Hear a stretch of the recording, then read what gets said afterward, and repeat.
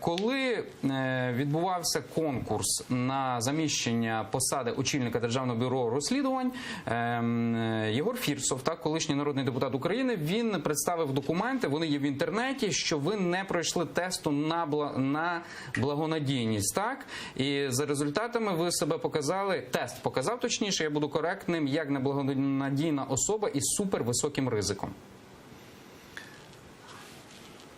Нісенітниці, і полягають вони в наступному. Це документи, він представив документи. Дійсно, як я вже говорив, було кілька етапів, 6 чи 7, які я проходив. І психофізіологічне дослідження – це те дослідження, яке проводиться на поліграфі.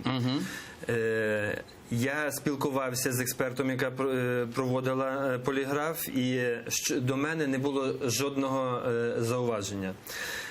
Іншим етапом це був тест на благонадійність. Це зовсім інший, і він проводиться за іншою методикою, і він не має відношення до поліграфу. Але з цим тестом не ознайомлюються кандидати. На жаль, я не знаю, які були результати цього дослідження.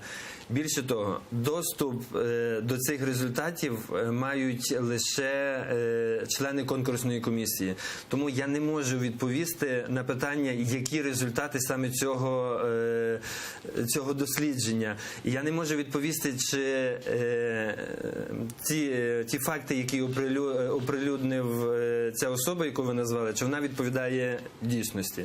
Але конкурсна комісія в комплексі проводила оцінку результатів всіх досліджень, результатів всіх етапів, які я проходив, і після цього приймали ви набрали рішення. достатньо високий бал, 92 бали, так? Сумарний.